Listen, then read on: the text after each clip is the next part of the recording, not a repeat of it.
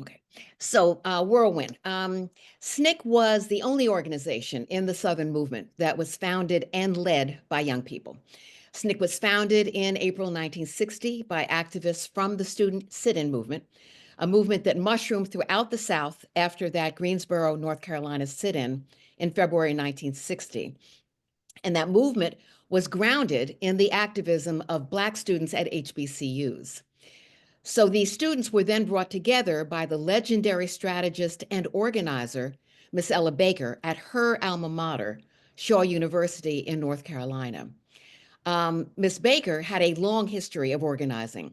She had organized food cooperatives in Harlem in the 1940s.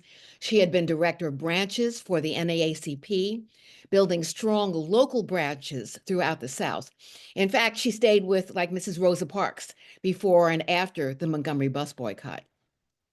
She was the first executive secretary of Dr. King's SCLC, the Southern Christian Leadership Conference, the organization that he and other progressive Black ministers formed after the Montgomery bus boycott. But back to the student sit-in meeting in April 1960.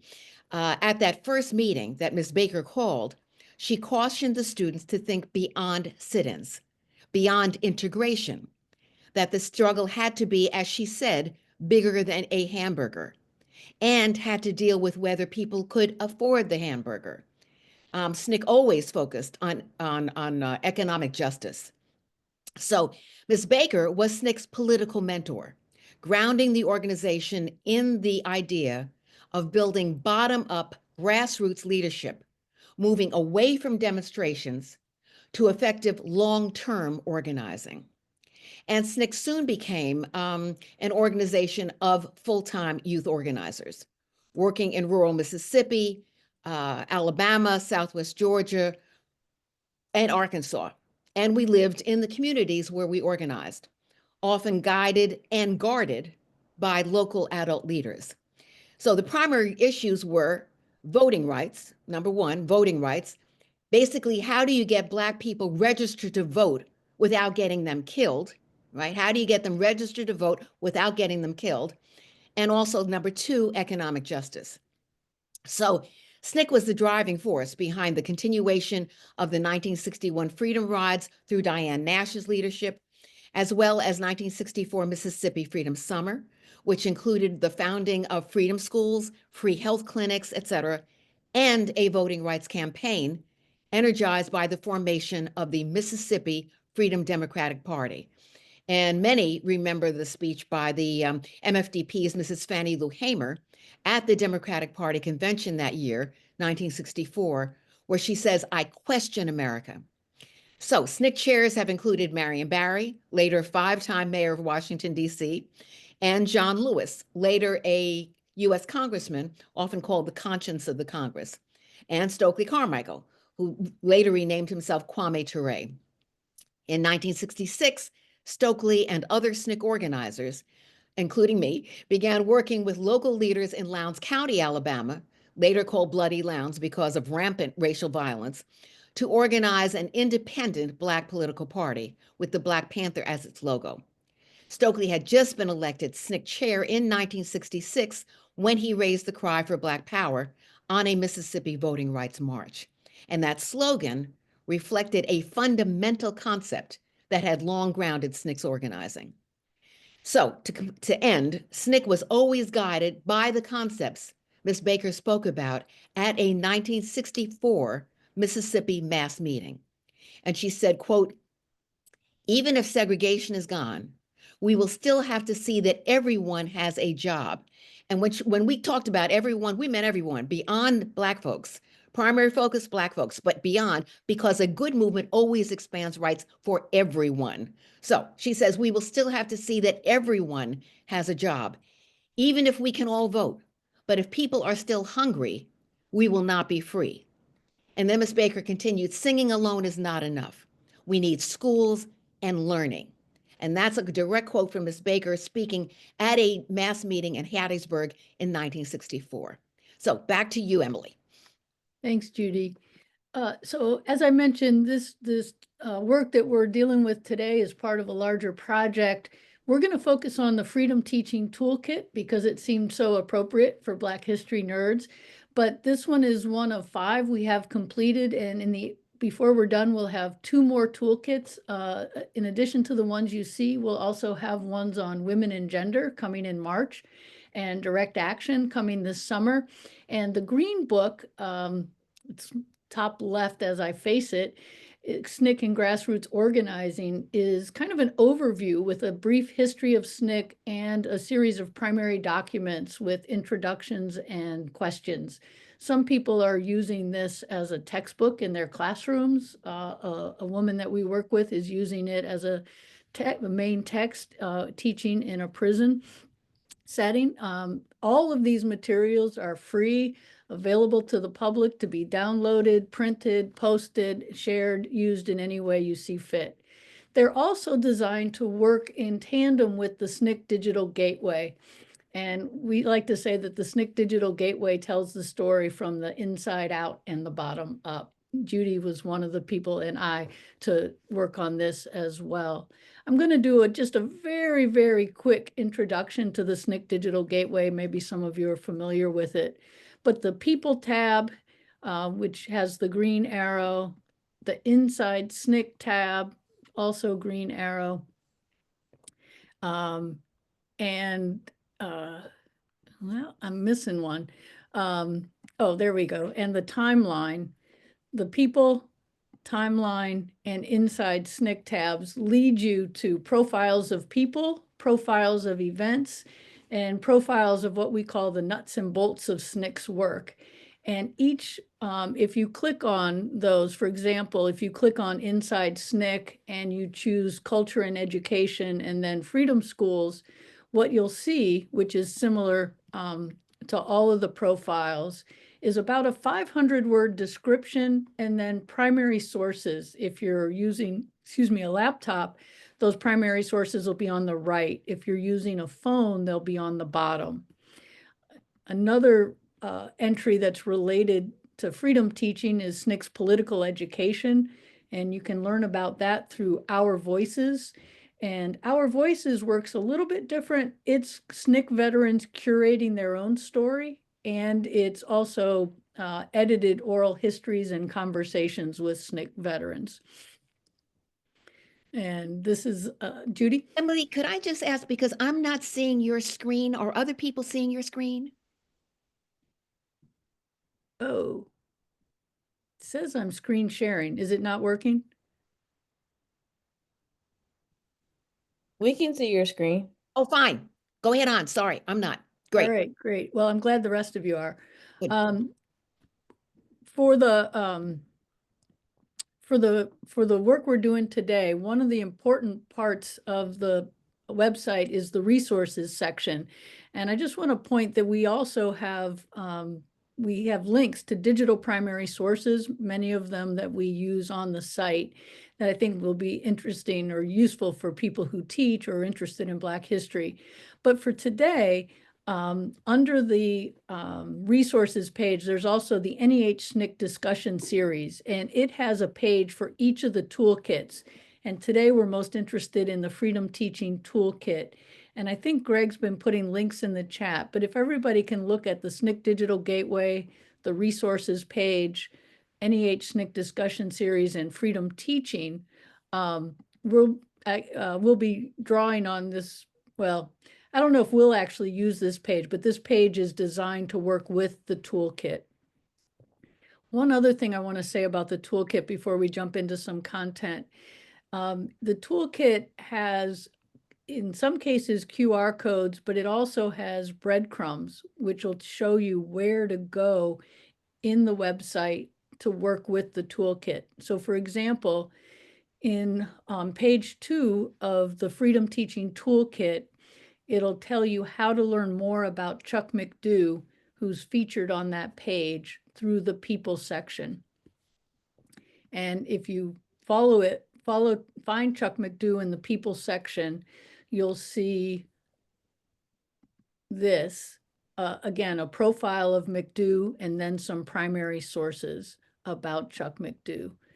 And so the two things that we're focusing on today really are the Snick Digital Gateway and using the Freedom Teaching Toolkit. And hopefully you have links to access both of those.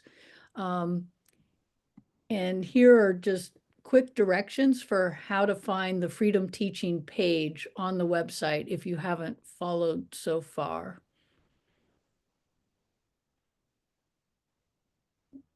The content, what is freedom teaching and what do we focus on in the toolkit?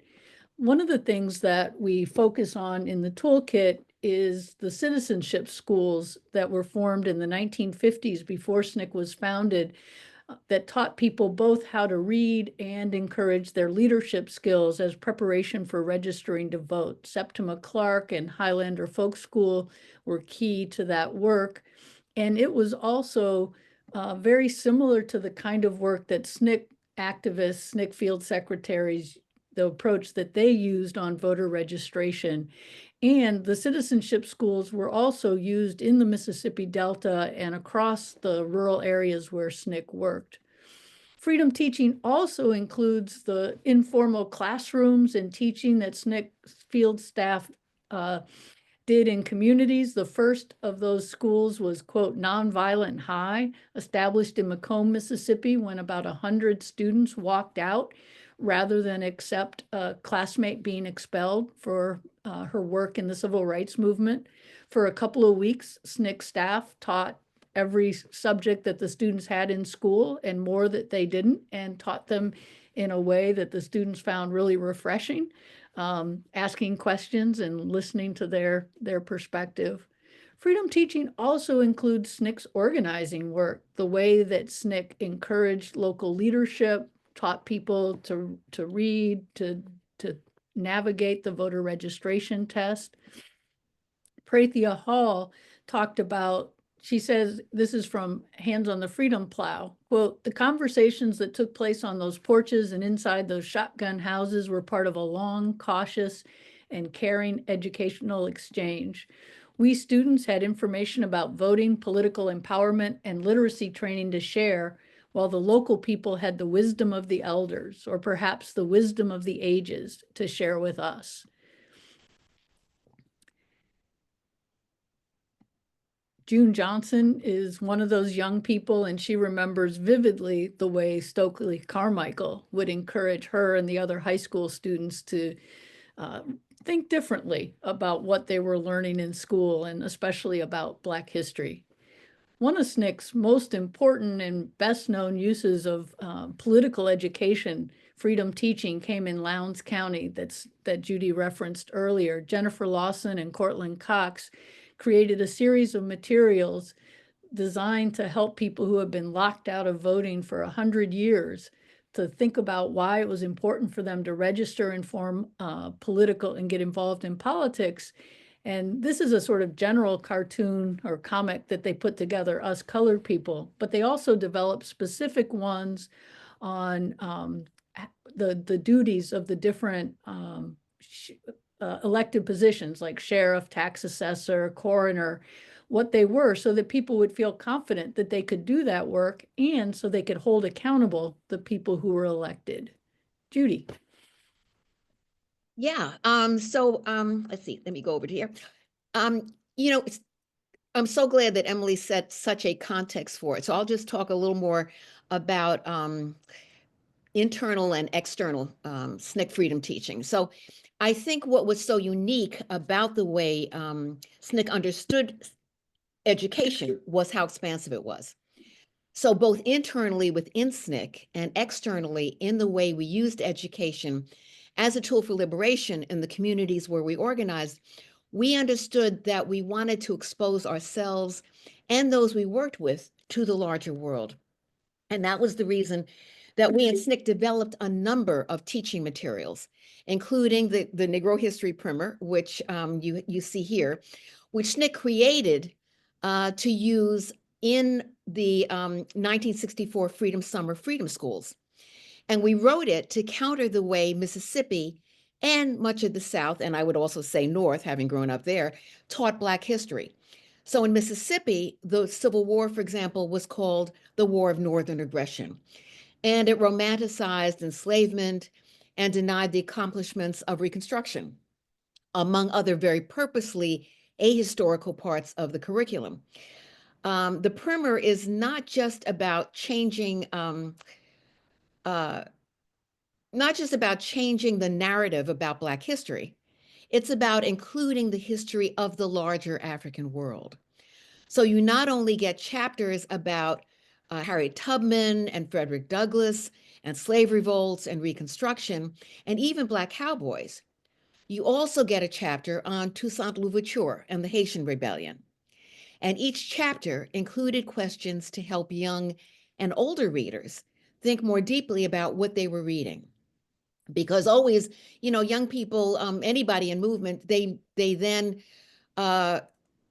bring in the folks who are other people, adult members of the community. So you're bringing in the kids, but you're also bringing in a lot of adults as well. So there is one chapter, for example, on Frederick Douglass that asks, and this is a direct quote from the question, do you agree with Garrison, in other words, William Lloyd Garrison, the famous white abolitionist, that not voting is a good way to protest against things the government does? So that's a question in this primer. Now, of course, most of the students we were working with were then involved in voter registration campaigns in their community, but we wanted them to think about why the vote was important. So back then, 1964 and 65, I handled distribution of the book. And it was used not only in our Southern Freedom schools, but also by educators contacted through our network of friends of Snick from California to Philadelphia to New York City. And I even have a letter in my archives from Coretta Scott King, in which she says she'd be interested in meeting with me to discuss using the book in their SCLC citizenship schools. So, and it's important to remember that at the time the book came out in 1964, the popular narrative about the civil rights movement was even worse, right? Reconstruction was a failure. Racists were only in the South. Black folks had no real history. That was the narrative. And only men, mainly Dr. King, made the movement. So we didn't have wonderful books from Emilye, from Charles Payne, from Hassan Jeffries. So our Freedom Primer put women and regular folks at the center. And the main focus was resistance, all based on documented history. And it had great illustrations by Frank Chichorka, who was a Mississippi summer volunteer. So the primer, I'm wondering what's happened here. I got you. That's all right. That's what's happened. And the primer always reminds me of the incredible education I got in SNCC. Like I remember picking up Jim Foreman, who was SNCC's executive secretary, from the Atlanta airport in 1964. And he just returned from London, where he'd attended an international anti-apartheid meeting. And I write in my diary about how excited I am to hear what he's going to share with us about that meeting. And Foreman himself was a history major in college. And I remember another quick story. I remember sitting in an Atlanta Freedom House with Betty Garman, who'd left her grad studies in history at UC Berkeley. And we're talking about anti-colonial struggles in Africa and Central America and Southeast Asia. And when we were at Morehouse recently, as part of this NEH project, I saw a few SNCC staff. I saw a few SNCC staff reading lists that are now in the Atlanta archives. And on the reading lists were everything from poems by Margaret Walker and Langston Hughes, to works by Carter G. Woodson, Howard Zinn, Du Bois, to books by Frantz Fanon and Patrice Lumumba. So SNCC folks really were in the world. And we were aware of the politics and history that surrounded us, because you had to be. It helped us better understand what we were organizing for and against. And that knowledge helped us survive. It's important to understand that the larger systems that are fueling those white supremacists locally and who want you dead, to know about them, to understand the systems. And educating ourselves about how others fought against those forces around the world and for generations was really crucial. So that's the internal, external stuff from my perspective. And back over to you, Emilye. Thanks, Judy. So now we want to actually use the toolkit. and get everybody involved. So hopefully by now you've been able to click on a link to the Freedom Teaching Toolkit. If not, there are a couple of them in the chat, but click on the Freedom Teaching Toolkit link and go to pages 13 and 14, and there's a spread of photographs. And we'd like to ask everybody to think about what freedom teaching looks like in these Freedom School photographs. We haven't mentioned Freedom Schools, but they were, of course, one of the most obvious or visible forms of SNCC freedom teaching from Freedom Summer 1964. The idea came from Charlie Cobb, but we've got looks like 5 photographs on those 2 pages that represent freedom teaching. And as you look at them, maybe you could just start putting in the chat what that education looks like, what that freedom teaching looks like based on the pictures on those 2 pages. We could take a couple minutes and hear from people about that. What pages? Pages 13 and 14. Can you, if you can see the PowerPoint, they're listed there.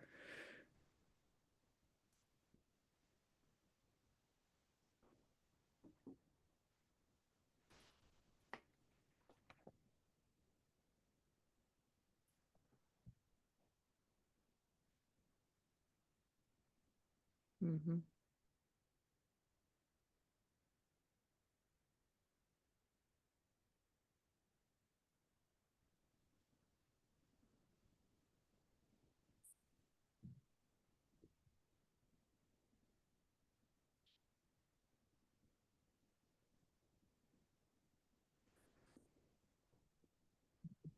And of course, for me, it always brings up, how does this compare with education today? And then if you ask that question, you have to think about education for who and for where, or, you know, who and where. Because I imagine that there are places today where there are small classes with dynamic, you know, students using drama and writing and the kinds of things that they did, producing their own plays, drawing on history to make sense of their world. But then there are plenty of places where students are sitting in rigid desks being asked to memorize and regurgitate. We don't have a lot of time to go into additional exercises, but let me point you to a couple of, well, here are some of the pictures from the Freedom Schools that you've been looking at, obviously. I love this one where they're building a community center, stocking it with books and protecting it because it's already been under threat. And of course, the young children enjoying a library in another community. If we had a little more time, this is the next exercise that we would want to do. And just to kind of point people to how this works and how to do these exercises, let me kind of set it up, even though we won't have time to do much with it. So if you turn to page 4 in your toolkit, you'll see this exercise: explore the SNCC Digital Gateway. Who am I? SNCC organizers and allies. And this is designed to work with the SNCC Digital Gateway. So after you turn to that page, go to the SNCC Digital Gateway and go to the People tab on the SNCC Digital Gateway. The next step would be to look up the people that are listed there, which include Judy Richardson, and use the questions listed just as a prompt to get you started in thinking about those folks. And obviously, we hope that once people start looking at people under the People tab, that they'll go beyond the names that are listed. But these are all people that had some important role to play in freedom teaching. Does anybody have any questions about how to find the toolkit, that page in the toolkit, the SNCC Digital Gateway? How to do that exercise? Because I think at this point, we can open it up to questions. I mainly want to make sure that when we leave, people have a sense of how to access the toolkits, how to access and use the SNCC Digital Gateway, Actually, let me use a few more minutes to show you some of the others, show you how to find some of the other resources. So this is another close-up of part of that exercise and some of the people that are featured in it.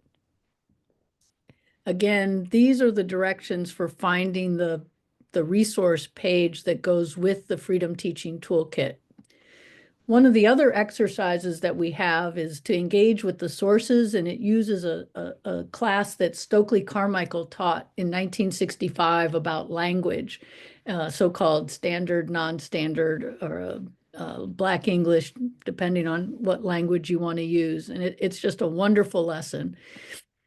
Engage with the sources, the Freedom Schools platform. At the end of the summer, some of the students that participated in the Freedom Schools met and developed their own platform. And it's, you know, incredibly rich, and it's really sad to see how much of it is still relevant. Another lesson is on the Lowndes County materials that Jennifer Lawson and Cortland Cox created about the political positions that I mentioned earlier. There's also a lesson, Engage with the Sources, on Charlie Cobb's Freedom School Prospectus. There's a lesson learned directly from SNCC organizers on internationalism and how it influenced SNCC and ways that SNCC engaged internationalism. And this is one that is uses the Our Voices part of the website, where people can hear directly from SNCC veterans. There's an exercise on the ways that SNCC veterans continued freedom teaching after the organization was no longer active. There's a exercise, Engage with the Sources, using an oral history with Bernice Robinson, the first citizenship school teacher. There's a Engage with the Sources exercise with an interview with Bob Moses done by Charles Payne about his approach to organizing. And as I'm out of time, if you go to this website, you can register for our upcoming events and find all of these materials that we've talked about. And with that, we'd love your questions and comments. I had a question about one of the projects that the students were engaged. You had a slide up, and you said that they were engaged in doing sort of like a political action project that is lesser known. Where is that? The Freedom School platform? Was that, okay, so if I go to the Legacy website, I'll find that? That you said it was like a library project maybe they were doing? I'm sorry. Okay, I'll look. Most of what we've talked about today, you can find either in the toolkit or the SNCC Digital Gateway. The SNCC Legacy Project website has information about the project, and it has the materials listed together. I have a question. I know I'm not the only one who's asked this. Is it possible to get a copy of these slides? We could provide some of them, but we don't have copyright for, we can use some of the photos through fair use, but we can't share them beyond like the presentation. But the slides that are just ours from the toolkits and stuff, I can absolutely share. Oh, thank you so much, because these are amazing. That's great to hear.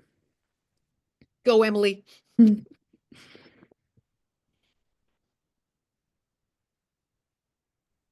Other questions from folks? I turned around on my bookshelf and I found this, and I had no idea You've got a where it copy. came from, because all it says is like the student voice. So it doesn't have any SNCC anything on it. And so I bought this for 50 cents a long time ago and didn't know where it was from. So thank you. That's right. And just to know, the Student Voice, of course, was our communications newsletter. I know you know, Greg, that Julian Bond, who was our communications director, produced. So yeah, and I'm realizing that's right. It just says Student Voice, it doesn't say SNCC on there. Can we put the presentational gallery, so people can see and ask questions. I don't We can know stop how to sharing. do that. We I can can stop stop sharing. sharing. Yep. Yeah. There you go. And if anybody has questions about, SNCC and organizing at SNCC, open to that too. I had a question about the legacy website versus the digital website, and also about the event on the 24th. I'm actually registered, so I'm really excited about it. But if you can talk about that upcoming event a little bit more as well, that would be great. Thank you. You want to do it, Judy? Oh, you go. So the event on Monday, it's an online community conversation about SNCC and the organizing tradition. And it will feature Judy Richardson and Zahara Simmons, 2 SNCC veterans. And I'll be in conversation with them. And Jessica Rucker, who is a teacher, activist, graduate student out of DC, works closely with Teaching for Change and Education Project, will facilitate. So we'll talk about SNCC and the organizing tradition, have a short breakout room for discussion, and then, Q&A. And it seems like those 90 minutes just fly by. It's one of 6 that we're doing, and it's the 5th. So we also have one left on women and gender. And somebody asked about the difference I guess you asked about the difference between the 2 websites. The SNCC Digital Gateway is designed to tell the story of SNCC's history. And so it's mainly profiles and primary sources, with some slightly different sections, like the Our Voices, where SNCC people curate their material. The SNCC Legacy Project is the website of an organization called the SNCC Legacy Project. It also has quite a bit of historical material, but it varies a lot. There are links to archives and oral histories. There are links to podcasts. The SNCC Legacy Project is creating classes and lessons on freedom schools and other topics. There's articles by SNCC people. It's constantly being updated and added to. So the SNCC Digital Gateway is more of the inside out, bottom up history of SNCC. Mostly profiles and primary sources. It also has pages that support the toolkits. The SNCC Legacy Project is, kind of ongoing, expanding way to learn about SNCC in a lot of different ways and ongoing projects. And it's where our project page is, where you can register for events, where you can access all the materials in one place. You can watch video for live stream events that have already taken place. And I would just add to that, because people may not know about SNCC Legacy Project, and what SLP is, SNCC Legacy Project, is an organization that a lot of us who were SNCC vets formed after the 2010, the 50th anniversary at Shaw University in 2010. And so it's an ongoing. We do a lot of work, intergenerational work. We do this NEH project, for example. We were working with Duke University, which is the host of this SNCC Digital Gateway website. But we also, did a voting rights conference with a lot of the larger Movement for Black Lives young people at Duke. It's an ongoing organization. We just did a statement, for example, that is on the website. But it includes the NEH, it includes a Mellon grant. We're doing a lot of work, and a lot of it is intergenerational and making sure that people know that we have documentation in a lot of different ways to talk about SNCC as an organization, who we were, what we did, and why we did it. So that we know we can't control the narrative, but at least to put out as much information as we can, so that people will be able to use that to help frame, who we were and what we continue to do. Because we're not sitting around, knitting baby booties. So. Thank you so much. Thank you. I have a question. I'm sorry, I forgot.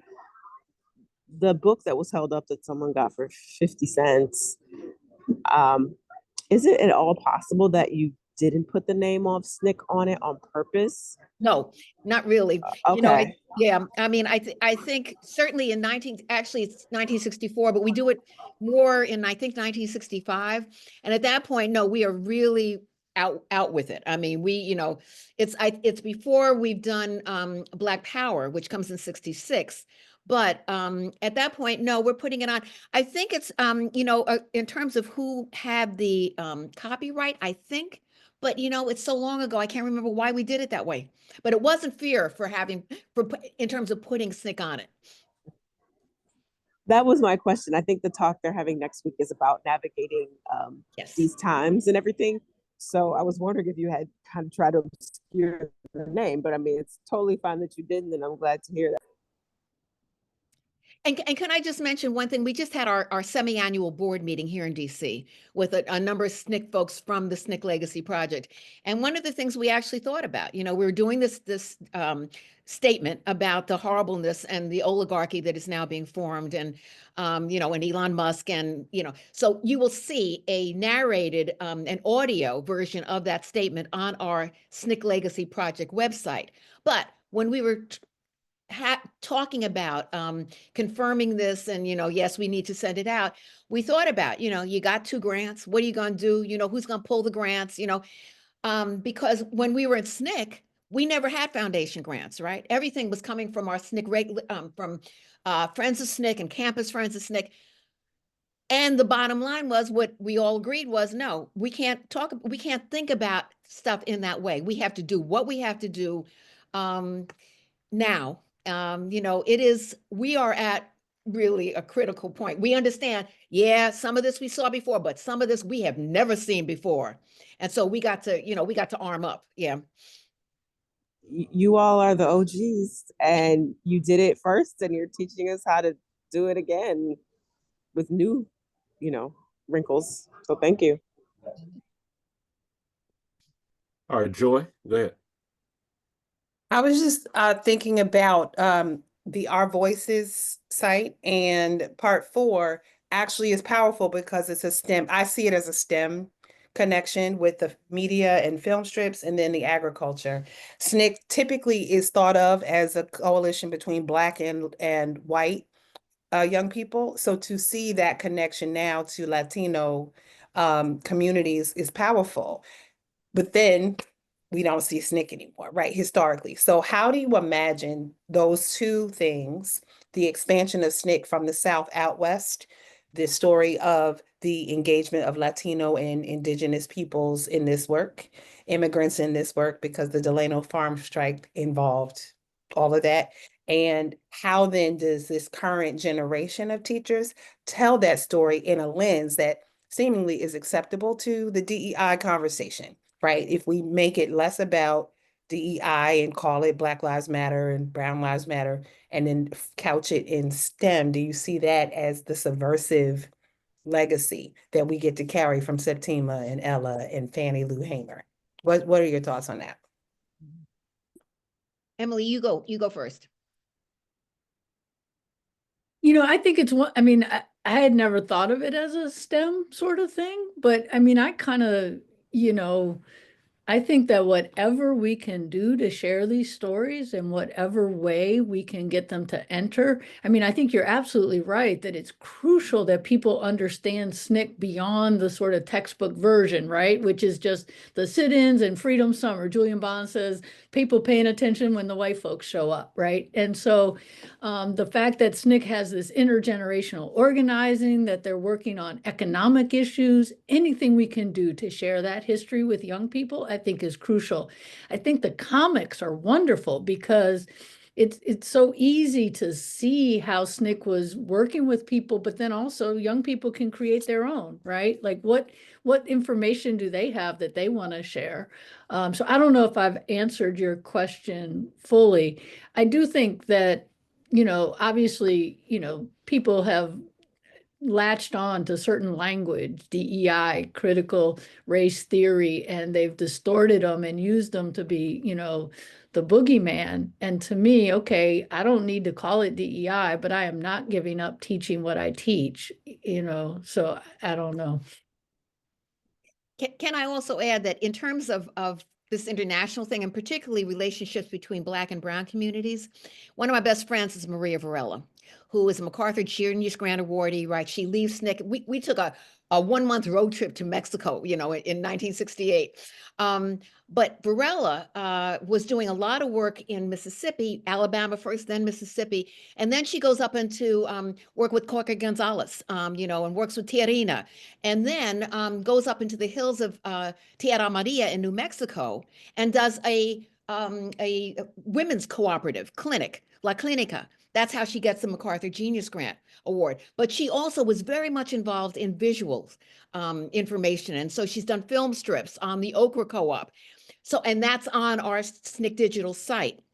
So there's always this relationship. One of the things that we have in our Hands on the Freedom Plow book, which is an anthology of 52 SNCC women, including Bernice Johnson Reagan, Diane Nash, Gloria Richardson, lots of women, but in their own words. But you also see a speech that Miss Baker gave in, and I'm going to, 1970, I can't remember. 68? 68, okay, at Madison Maybe? Square Garden. Oh, no, not that one. Sorry, I don't that know, one, Judy. yes. I think it's in the 70s, but Yeah, many, it is. yeah. It is. At Madison Square Garden, 20,000 people, and there's Miss Baker, and you can see her in footage if you go online, and she's talking at a Puerto Rican independence rally at Madison Square Garden, because a lot of us understood this larger world and the coalitions that had to be built. And we lived them. Stokely, for example, goes up to work with to be with Varela, just a visit up to Tierra Maria in New Mexico. So there's a lot of interchange. Yeah. Renisha? Hey, thank you. I came in about halfway through, so I apologize if you already talked about anything related to movements prior to SNCC, like educational movements. Like there's a book I've found by Madeline Stratton. A friend of mine was doing his research on her books, Madeline Robinson Stratton. She went by a couple different names, but it was this. Let me take my blur off. It's called Negroes Who Helped Build America. And is there a connection between the two? Like, what I heard about this one was that she actually was at the Chicago Public Schools, and it ended up spreading across the country, where there's letters of white teachers teaching it to white children, and them having like connections back and forth, and people actually appreciating it. So I'm wondering, like, from each movement, from one movement to the next for education, for like freedom schools and things of that nature, what kind of to the other question that was asked about, like, do we begin to hide it? Do we have to be like more strategic about how we get it out there? Because it seems like every time there's these waves, right? There's an effort to get something out there, and apparently this book went across the country and people were using it. And then what happened? I'm still waiting for that part of the story to get back to SNCC. Like, was there an opportunity to build on that, or was it just fresh from Black teacher traditions in general?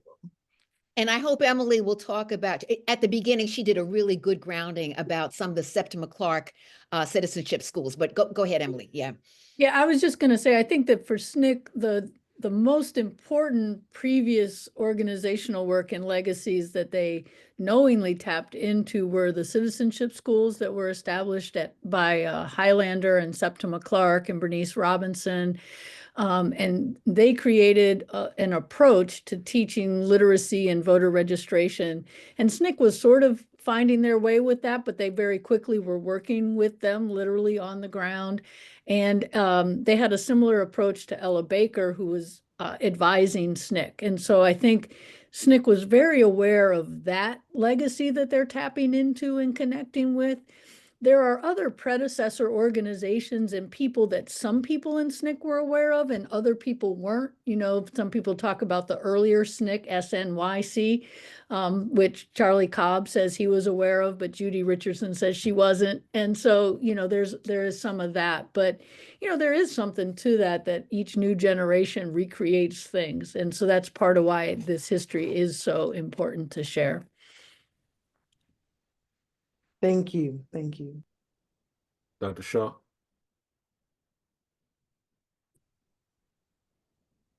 Thank you. Melissa's fine. Thank you. I just wanted to ask, thank you very much for your presentation and the resources. I'm teaching a US survey course next year in September, and I'm really curious about the types of research projects that would facilitate the work that you all are doing, because I believe, as much as I can, to have students produce research and have research essays that focus on that are able to contribute to what you all are doing, as opposed to just writing for the sake of writing. And so I'm curious about what types. They're going to be second year, so I can't say that they're going to produce wonderful but what types of research would be helpful to what you all are doing if I was to assign like a research paper for this class, using the tools, and because you have a lot of resources. So I'm just wondering if there's something that could be beneficial, if you have any particular desire. Emily should go. Yeah. One of the things that comes to mind, I don't have an actual topic or anything, but there are so many SNCC papers, so many archival materials, and you can access a lot of them through the individual pages or through the digital links, the digital archive links, and having students just dig into what's there and finding topics that aren't as well known, and including people. So we have, over 100 profiles of people, but we could have 400 profiles of people. So identify some of the other people who are important to SNCC and do research on them. And I think that the SNCC papers are a good starting place. But the website does have a list of people who were on SNCC staff or crucial to the early days of SNCC before there was a staff, and another list of SNCC volunteers, Freedom Summer volunteers. And so any of those people who don't have profiles, it would be fantastic to build up profiles of them. There are events that we don't have profiles of. And, sometimes people, we're not expanding on that site now. The woman who manages it would kill me if I suggest that we would. But we've also talked about trying to do something with Wikipedia and expanding what's on Wikipedia. So if students could do research to create a basis for expanding what we know, even through that or some other comparable type forum, I think that would really be very helpful. I mean, as much as we know about SNCC, there's so much the organization did. There's still so many things we could learn. That's a great question. Could I also just mention, because I meant to say that when Emily was talking about the event that will have the virtual conversation on SNCC and the organizing tradition, virtual on Monday, February 24th. But when we mentioned Zohara, for example, Zohara was one of the female staff people who was a project director in Mississippi during 1964. And they had a wonderful freedom school in Laurel, Mississippi, where she was the project director. And she's somebody who comes off off Spelman's campus in Atlanta, right? And she is encouraged by Howard Zinn, who is Howard Zinn, but also Staunton Lynn, who is one of the developers of the Freedom School curriculum with Charlie Cobb for Mississippi. But she becomes this person, and she's basically her aunt, her grandmother, no, her aunt, who had raised her, stopped speaking to her when she leaves Spelman's campus to join SNCC full time. And then she has this absolutely wonderful career after that, works with American Friends Service Committee. I mean, it's this whole other thing, but she gets her start, and she will talk about organizing in Laurel as a female staff director in Laurel, Mississippi in 1964, and what happens to that library and that they're building. And that's a great note to end on. So let's thank our very special guests, Ms. Judy Richardson, Dr. Emily Crosby, so very much for joining us and spending part of their Saturday nerding out with us. And I know we want to have them back so we can nerd out some more and learn all the things about SNCC. So please come out and see us next week when we have Uhuru Williams talking about how we deal with Black history during these kind of tumultuous times. Also, Uhuru's research is in the Black Panther Party and all that stuff, so it's going to be kind of almost an extension of what happens, right, from where we are, historical, yes. He And is such a fantastic speaker and he scholar. is, too. he He's is like great. dynamite. He is great. He I'm is. glad we went before you, Huru. He is. He's very dynamic. He gets very excited and everything. So he's gonna put on a great. It's gonna be a great session. So thanks I so have much, a everybody. concern Oh, sure. that you're asking the children to do research and put it on your website, but the children are coming to learn, not to help. And that's all I have to say. I'm not sure what that meant. Okay.